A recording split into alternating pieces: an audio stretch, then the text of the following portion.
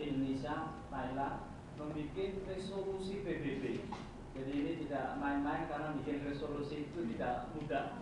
Dan resolusi akhirnya disetujui tentang jaminan kesehatan yang bahasa internasionalnya ini meskipun tidak sama persis kita kenal sebagai universal coverage. Bagaimana cakupan kesehatan secara menyeluruh. Resolusi PBB, resolusi WHO ini kemudian diambil oleh PBB dari resolusi nomor 67. Jadi atas antara lain peran Indonesia.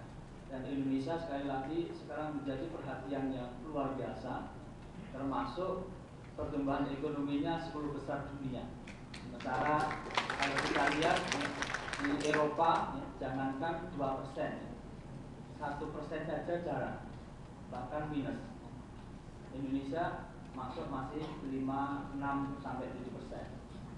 Bahkan di beberapa daerah seperti Makassar, karena kemarin malam saya dari Makassar, itu 8% pertumbuhan ekonominya luar biasa. Nah, tidak hanya itu, ya, tentu mengenai MDGs.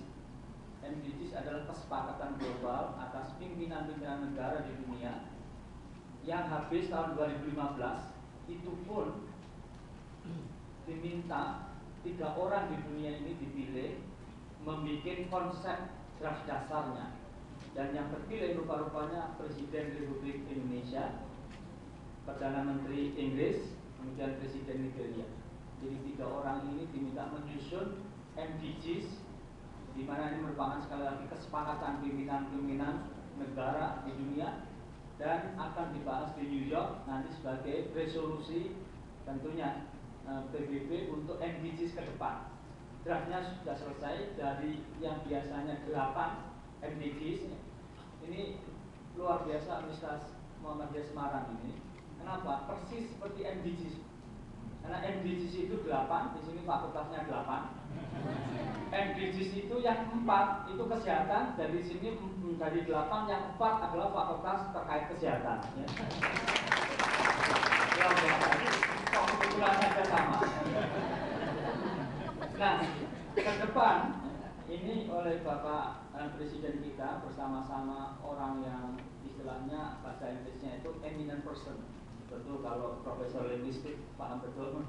Jadi orang-orang yang menonjol di dunia ini lalu membuat draft itu. Nah, dari 8 MDGs itu kemudian dirubah menjadi 12 goals. Oleh karena itu kami harap dari 8 fakultas di Universitas Muhammadiyah bisa menjadi 12 seperti di MDGs kali tidak terlalu lama nanti bisa berkembang seperti itu. Baik, nah berikutnya adalah bahwa kesepakatan itu kemudian betul-betul didukung oleh WHO, dan WHO itu rupa-rupanya orang nomor wahidnya, jadi dirjennya namanya Margaret Chan. Itu dulu orang aslinya dari Hong Kong, tapi sekolah ya, mungkin waktu itu mau sekolah di Indonesia cuma mesti harus pergi ke Singapura. Akhirnya sekolahnya di Singapura. Setelah selesai di Singapura dan kemudian jadi ini yang keduanya. Dan Indonesia negara pertama kali yang audiensi waktu beliau terpilih sebagai Dirjen WHO. Kebetulan waktu itu kami yang ingin delegasi di sana, yang beliau bicara tentang equity di dunia. Nah, saya sampaikan sebelum bicara Bu, equity di dunia, tolonglah equity yang menyangkut Indonesia. Kenapa? Indonesia itu negara besar, penduduknya nomor 4 di dunia, tapi yang bekerja di WHO itu angka sangat sedikit. Jadi saya sampaikan Bu, kalau bisa Indonesia tolong dong diperhatikan. Terus beliau bilang, oke, kalau ada yang calon yang bagus silakan.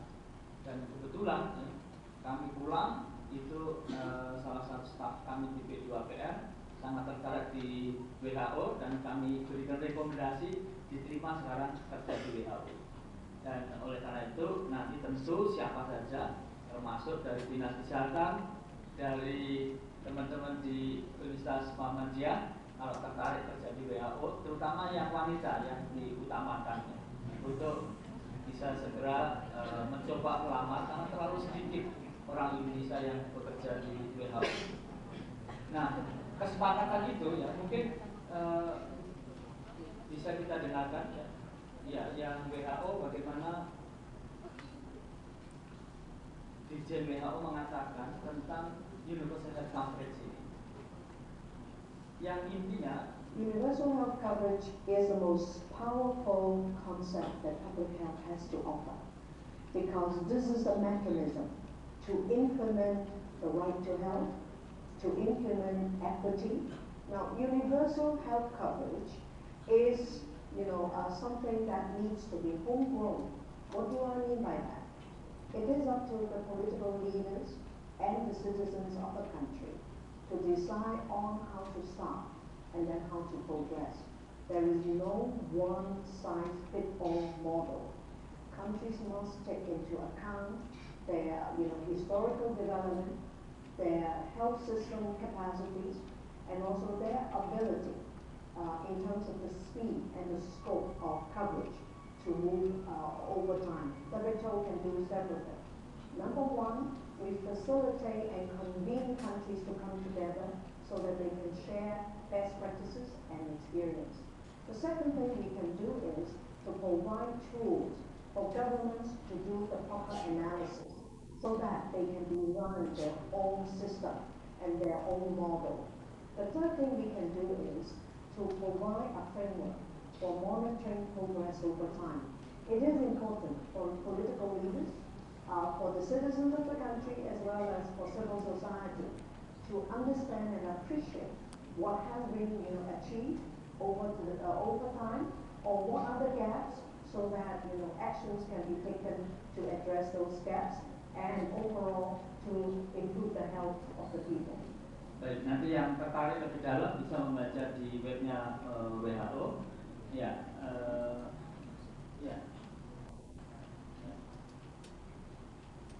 universal coverage is not only the most powerful single concept that Africa has to offer, but also in Indonesia, I think it is according to the law, to the constitution. And I think using universal coverage approach, it gives us every citizen of Indonesia will have high quality, equity, and also access of healthcare. Baik, mohon maaf ini tidak kami terjemahkan, takut salah. Nanti tentu Prof.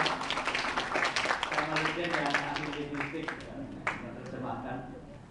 Dan mohon maaf itu pronunciation Jogja. Jadi intinya adalah bahwa ada 4 hal di dalam pengembangan sistem jaminan atau asuransi kesehatan sosial itu. Yang pertama adalah peningkatan akses. Jadi bagaimana setiap warga bangsa memiliki akses pelayanan kesehatan dimanapun warga bangsa itu berada. Ini intinya. Jadi di Jawa Tengah dulu juga ada jam keseda. Pada waktu Bu Risma Ningsih kami sempat beberapa untuk bagaimana seluruh masyarakat Jawa Tengah itu memiliki akses. Itu akses pertama. Yang kedua adalah equity. Jadi equity itu adalah pemerataan dan keadilan. Jadi adil siapapun, meskipun orang miskin itu bisa memiliki akses pelayanan kesehatan. Meskipun soal equity nanti debatnya panjang, ada equity libertarian, equity egalitarian dan lain sebagainya. Tapi intinya adalah bahwa meskipun orang nggak punya uang, biasanya kalau yang disebut dengan equity liberty yang bebasan, ini yang dianut Amerika, itu you get what you pay. If you pay much, you get much. If you pay little, you get little. If you pay nothing, you get nothing. Jadi kalau nggak punya duit, ya, nggak bisa bayar pelayanan kesehatan, nggak dapat apa-apa. Itu dianggap tidak adil. Ya. Tapi saya kira kita tidak menganut konsep seperti itu. Kita menganut konsep equity egalitarian. Jadi you get what you need. Kita akan dapat apa yang kita butuhkan. Kita butuh di operasi, di treatment, meskipun nggak punya uang. Nah, nanti uang ini dalam konsep Muhammadiyah ta'awun. Jadi bagaimana ta'awun bil khair, untuk betul-betul gotong royong yang saling membantu di dalam kebaikan. Nah, di Yogyakarta, ya saya kira di Semarang juga sama. Biasanya kalau ada orang orang sakit udah gotong royong saling jenguk kan. Di Kulon Progo begitu, kalau ada yang sakit saling jenguk ya, bawa ya macam-macam lah, yang sering juga bawa amplop juga ya. Hingga ada seorang ibu yang sudah 3 hari sakit sudah sembuh, ditanya putrinya ya, Bu kok nggak pulang-pulang kan sudah sembuh, sebentar ini saya absen belum semuanya datang dulu gitu. Nah, itu adalah konsep gotong royong yang tradisional karena hak dan kewajibannya tidak jelas. Dengan sistem JKN, Jaminan Kesehatan Nasional ini diformalisasikan menjadi formal. Haknya jelas, yaitu kalau sakit dijamin, aksesnya dijamin tadi. Tapi kewajibannya juga jelas, yaitu bayar iuran bagi yang mampu. Kalau tidak mampu, apalagi nggak punya uang, dibayari oleh pemerintah. Seperti itu. Nah, jadi tadi saya ulang lagi, akses, ini tujuan dari JKN, tunggu filosofinya, akses, kemudian equity, pemerataan keadilan, kemudian kualitas, jadi kualitas layanannya bisa menjadi lebih bagus, kemudian tentu efisiensi. Jadi meskipun kita punya resources, sumber daya yang banyak, itu